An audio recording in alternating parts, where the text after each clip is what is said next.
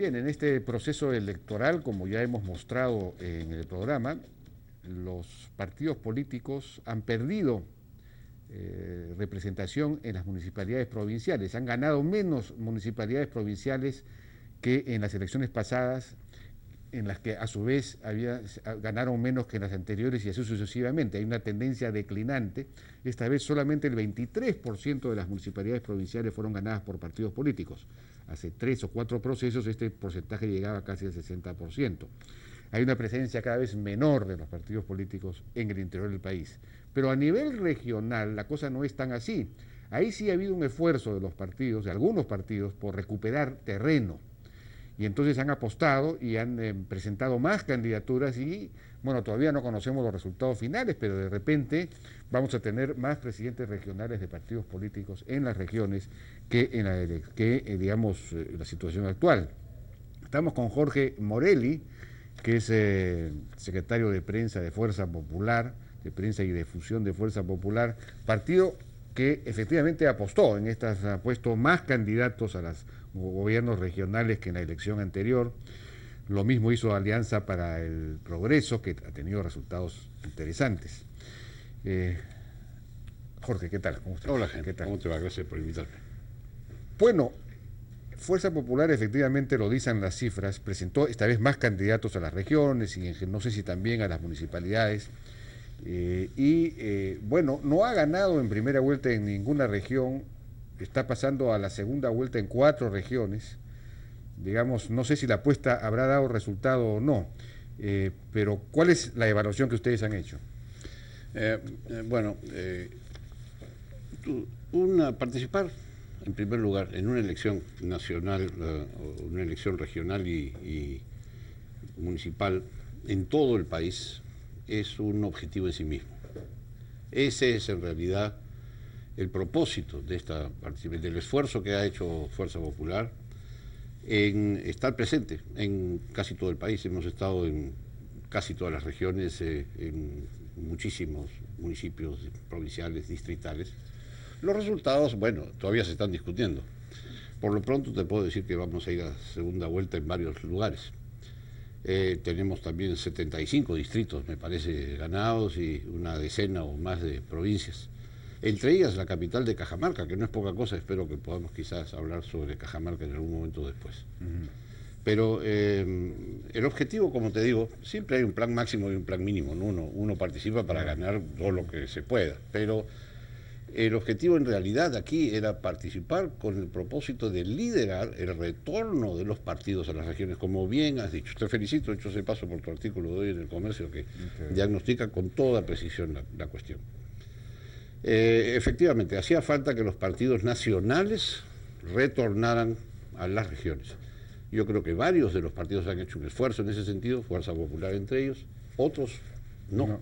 El APRA, por ejemplo, se ha replegado. Y el gobierno simplemente no participó en absoluto. El Partido Nacionalista no ha participado. Es la única manera de perder, es no participar en realidad, ¿no? Pero en este caso, como te digo, nosotros hemos hecho un esfuerzo muy grande.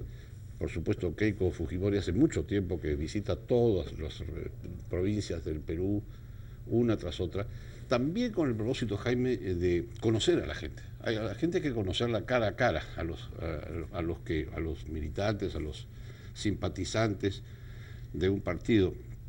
Hay que verlos, y a los dirigentes que van a ser candidatos, desde luego, con mayor razón aún, en vista de las circunstancias que estamos enfrentando en el país, en el avance de la corrupción, ¿no? Que es un tema que preocupa muchísimo a todos.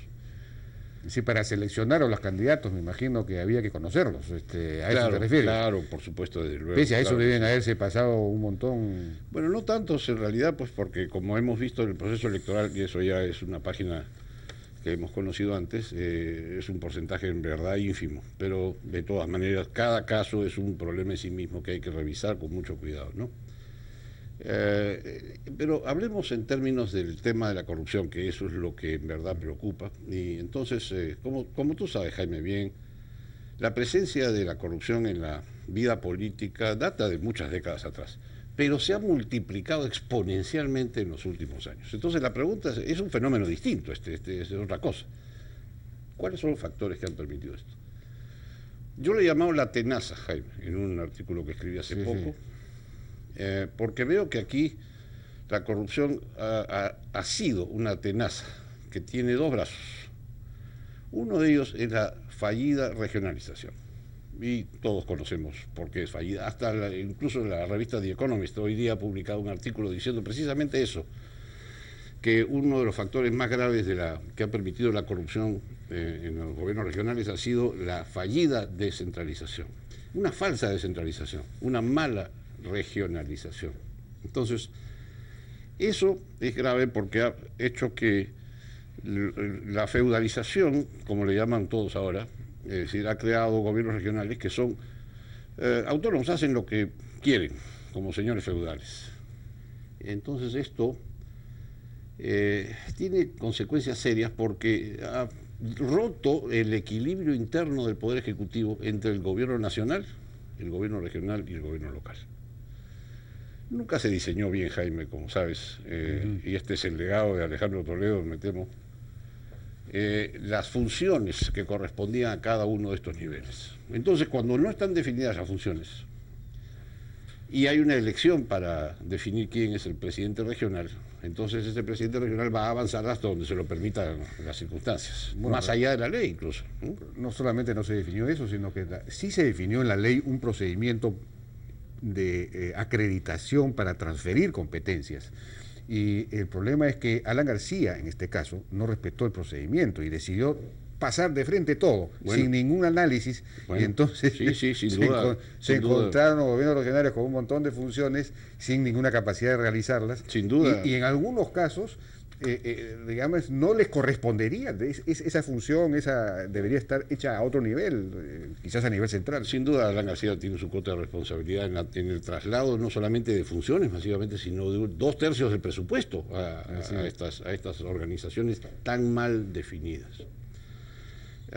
Pero incluso también ocurrió después que los propios presidentes regionales fueron más allá de la ley. El caso de Santos en Cajamarca es clásico, recordarás cuando decidió, ¿no es cierto?, que el gobierno regional tenía competencias sobre la cuestión de la minería, cosa que no es una competencia regional. Hizo falta una sentencia del Tribunal Constitucional para tratar de aclarar esto y nunca quedó claro, y en todo caso lo ignoraron. Entonces, este desorden es un brazo de la tenaza. El otro, Jaime, también ya está apareciendo cada vez con mayor claridad, es el tema de los partidos nacionales y los movimientos regionales. La ley de partidos vigente, la ley PIS, también del gobierno de Toledo, distinguió entre partidos políticos nacionales y movimientos regionales. Para crear un partido nacional puso unos requisitos tremendos, dificilísimos, con el objetivo, me imagino, de impedir o reducir el número de partidos, o tratar de impedir la multiplicación de los partidos. En el caso de los movimientos regionales, todo lo contrario. Facilitó enormemente la creación de los movimientos regionales, casi sin requisitos, y como consecuencia de ello, naturalmente, los movimientos regionales se multiplicaron pues como hongos en todo el país. De allí los fenómenos que has observado tú en tu artículo. Ahora, pongamos las dos cosas juntas. Por un lado, instituciones mal definidas, con funciones mal definidas, ¿no es cierto?, que han roto el equilibrio dentro del Poder Ejecutivo. Y por otro lado, una facilidad enorme para crear movimientos regionales que participan en elecciones regionales. En la primera tenaza, además, instituciones con muchos recursos. Exactamente. Con muchos recursos, es decir, digamos, arcas abiertas. Arcas abiertas. En las cuales los movimientos pecadores entran. Arcas abiertas y puerta abierta para entrar entonces a ellas. Entonces, bueno, uno se pregunta, pero ¿cómo no concluir, ¿no es cierto?, que era obvio que iba a pasar lo que ha sucedido? Es decir, la corrupción sencillamente entró por la puerta grande a apoderarse de las arcas abiertas.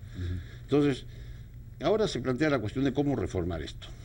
Bueno, para eso tenemos que ir a una pausa y regresamos.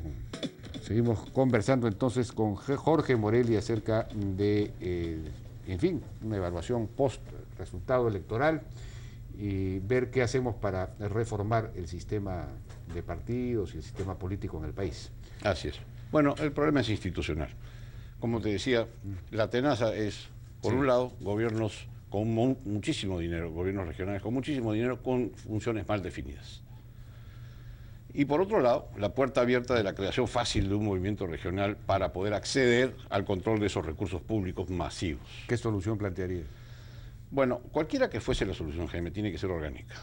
Porque hasta el momento me temo que lo que está ocurriendo, como bien señala, por ejemplo, Carlos Meléndez hoy día en un artículo que se llama No toque nada. Sí, sí, Dice, porque sí. si no tiene una solución orgánica, bien pensada, mejor no toque nada. Así es. Porque además, en los 18 meses que le quedan al gobierno humanista, un gobierno que además ya no tiene mayoría parlamentaria, que no ha atinado hasta el día de hoy a plantear el tema con un diagnóstico integral, difícilmente pues se le puede pedir que pueda que el país debata y lleve a cabo efectivamente unas reformas en el tiempo que queda. De manera que, independientemente de lo que se pueda lograr fácticamente en los tiempos restantes, lo que sería medular es tener un diagnóstico bien pensado y un plan de reforma. No podemos estar disparando al vacío. Hay muchas iniciativas, pero si no son orgánicas no van a producir una solución, ¿no es cierto? Por ejemplo, se debate hoy día o ayer o se debatirá pronto una iniciativa en el Congreso respecto de la no reelección de los presidentes regionales. Dime una cosa, entre el problema que acabamos de plantear... Y los alcaldes.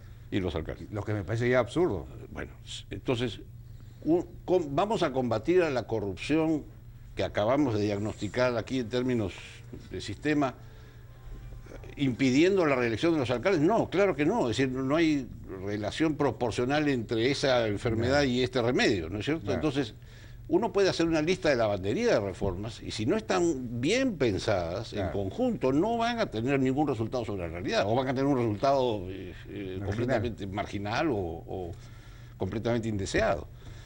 Entonces, esa es la cuestión. Ahora, ¿cómo entonces enfrentar esto? Yo pienso, claro, que lo primero, obviamente, es rediseñar la regionalización. Tiene que reconstruirse el equilibrio interno del Poder Ejecutivo entre el Gobierno Nacional, el Gobierno Regional y el Gobierno Local.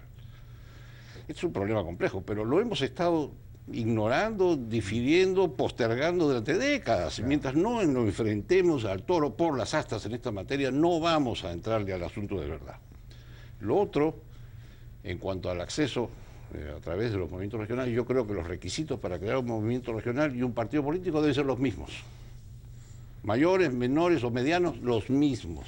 Pero incluso se está planteando, por ejemplo, que en el caso de los movimientos regionales, estos estén obligados como requisito a presentar candidatos en un mínimo, por ejemplo, de 3 departamentos, porque las regiones no son regiones sino departamentos, sí. Para obligarlos a que sean realmente movimientos regionales, porque, digamos, reducir un poco la fragmentación, ¿no? Porque sí, sin duda ayudaría. Pero claro. sí, leí eso, lo ha propuesto Luis Iberico, lo recoges tú también en tu artículo. Sí. Me parece que ayudaría, pero mientras no sean los mismos los requisitos para crear un partido o un movimiento... Ahora, una cosa, yo imagino que uno de los objetivos de presentar más candidatos, esta vez en el caso de Fuerza Popular, a las elecciones regionales y municipales, era tratar de construir también el partido y la base para el 2016, la base partidaria y organizacional, digamos, la palanca para el 2016. Sí. Y eso, digamos, ¿cuál es la idea ahí? ¿Cuál es la idea del partido? ¿Comités? ¿Cuál es la idea? Porque hay también la crítica de que ¿para qué tanto comités? ¿Por qué se exige tanto comités? Aquí deberíamos tener otros sistemas, pero en fin, no importa. El hecho es que se necesitan núcleos de alguna manera de gentes que estén vinculadas, que discutan y que hagan alguna clase de dinámica interna. Sí, sin duda. El objetivo es, como te decía, retornar a las regiones, que los partidos políticos nacionales retornen a las regiones. En nuestro caso, de luego, liderar ese retorno. Para nosotros eso ya es en sí mismo una victoria en este proceso electoral que acabamos de ver. Respecto de si se deben tener 60 comités, que son, pues me parece que... 67 creo, no sé cuántos son. 2 tercios. Dos tercios, 67% de las municipalidades. Así es. Esos son unos ciento y pico. En realidad la pregunta es ahí, si no respecto al número, sino respecto de si tiene algún propósito tener comités a estas alturas de la vida política del siglo XXI. Las comunicaciones pues son muy distintas a las que eran antes. Yo personalmente, y esto es una opinión personalísima, tiendo a pensar que los partidos políticos modernos, en el futuro, serán cada vez más horizontales y más igualitarios y con menos, digamos, niveles de organización.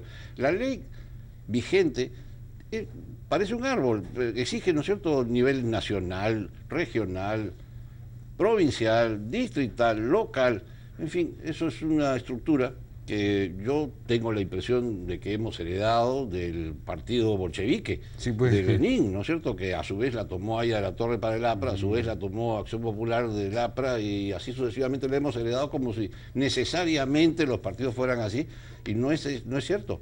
Los partidos en el futuro siempre se dan una necesidad, como el Congreso lo es, pero tiene que ser más horizontal. Se ha notado obviamente, se ha notado un activismo de Keiko Fujimori para formar comités, para formar partido, organización, etcétera, más allá de tu crítica y de tu punto de vista actual.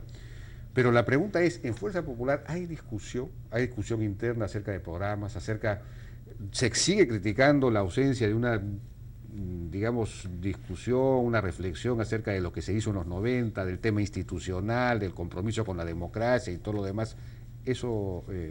Esa es una gran pregunta realmente. Una vez más, te puedo dar mi opinión personal.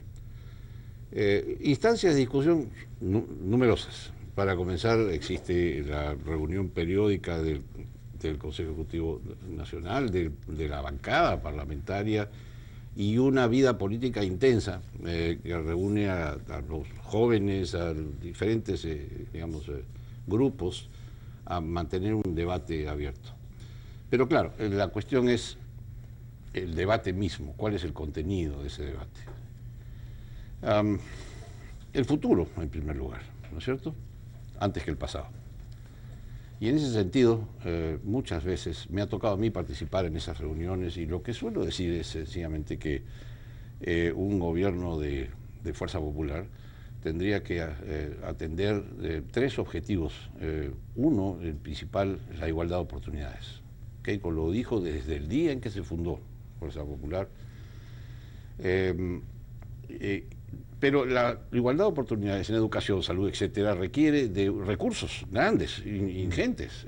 ¿Y de dónde van a salir si no es de una multiplicación de la actividad productiva? De tal manera que la igualdad de oportunidades reposa sobre un piso que es el de la libertad económica para que pueda haber inversión, para que esta inversión produzca impuestos con que financiar la igualdad de oportunidades. De acuerdo.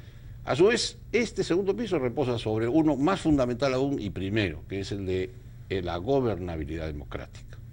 Tiene que restablecerse la autoridad política en todo el territorio del Perú. No podemos convivir con el narcotráfico, la minería ilegal, el terrorismo, y en cuanta actividad informal existe o ilegal, ¿no es cierto?, al margen de la ley. Así no se construye un país. Entonces, para que pueda haber inversión. Ahora, en ese nivel fundamental, ese tercer nivel fundamental que acaba de decir, ya nos ha ganado el tiempo, pero sí, ahí podrían entonces hacer un aporte que de alguna manera los redimiría de este pasado antiinstitucional, digamos, que se supone que tiene. Absolutamente. Además, con mucha conexión con lo que hemos venido hablando, Jaime, porque si te fijas bien, cuando ves el tema de la diseño institucional de la descentralización, rápidamente caes en cuenta de que, por ejemplo, en el caso de Ancash, aparece el tema de la fiscalía todo el tiempo. Entonces uno empieza a preguntarse, bueno, la corrupción no se ocupó solamente de los gobiernos regionales, también ha entrado en instancias, ¿no es cierto?, que no son ya del Poder Ejecutivo, sino del Poder Judicial. Sí.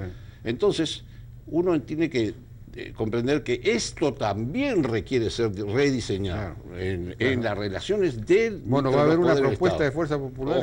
Ojalá la haya. Yo he venido trabajando hace años, como sabes, en algunas ideas al respecto para restablecer el equilibrio de poderes que permita al Perú tener una democracia que no sea de baja gobernabilidad. Bueno, vamos a estar a la espera entonces de ese aporte. Jorge Morelli, muchas gracias por tu participación. Encantado. Vamos a una pausa y regresamos ahora con Jorge Irribarren, el jefe del RENIEC. Ha habido temas, discusiones, se ha levantado el tema del voto golondrino y el golondrinaje como delito, incluso hasta San Isidro podría haber caído en el tema. Regresamos.